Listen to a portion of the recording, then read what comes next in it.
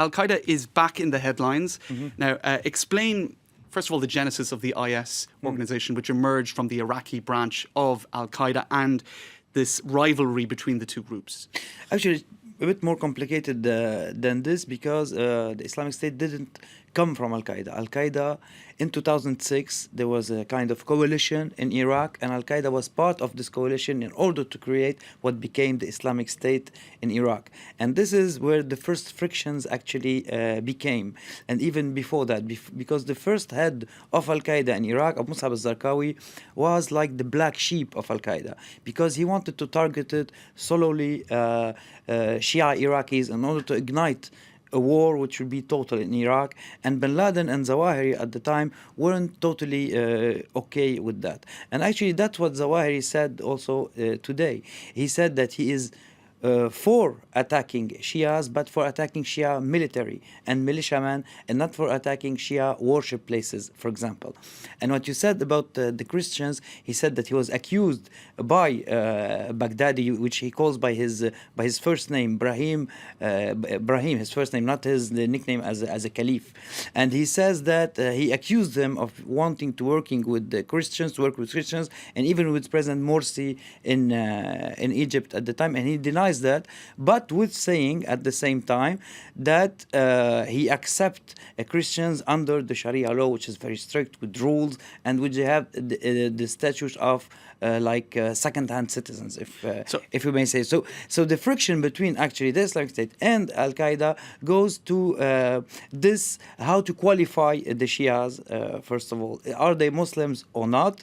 And the Islamic State said they are not. Zawahiri say they are not, but they are excused by their ignorance of real Islam, which applicates also to regular Sunnis for both groups. So what this sounds like is the IS group saying, we're more extremist than you, Al-Qaeda. Is that an oversimplification? Yes, and Zawahiri is saying that he's accusing them of being deviant from Islam. He is accusing them since day one that they are not restoring this real caliphate, that they are Khawarij, as they say, that they went out of Islam. And I myself interviewed 2 years ago the number 3 of Al-Qaeda, Al-Ansi from Aqaba, and he was the first one to say, and he told me, we are not accepting beheadings being filmed. We are not accepting this caliphate, which is illegitimate. So today Zawahiri is saying it one more time in response of a later Baghdadi audio where he accused Zawahiri of being in favor of democracy, as you said, in favor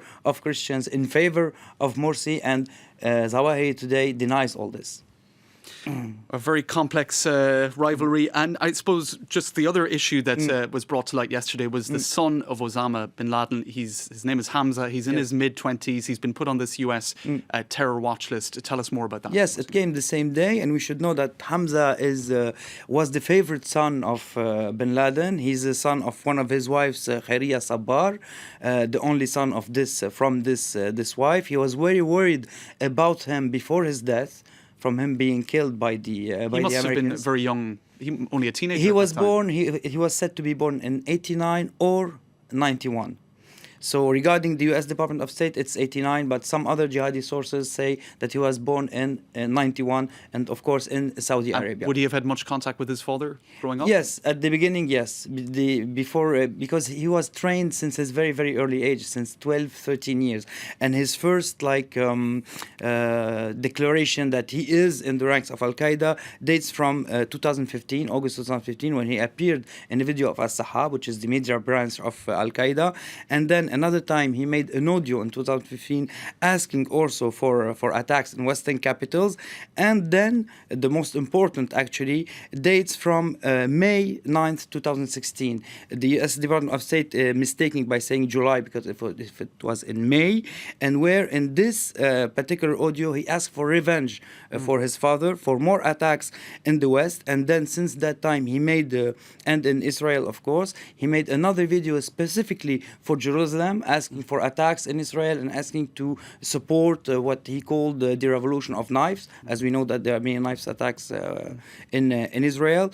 And then lately he made another video, another audio against Saudi Arabia, asking to attack the Saudi monarchy and tribes, Arab tribes in Yemen and in Saudi Arabia to unite and to attack the Saudi regime. So after all this, we are not quite surprised that we see him on this. You'd wonder why he wasn't put on it sooner with all maybe of that. because he was too young. Perhaps.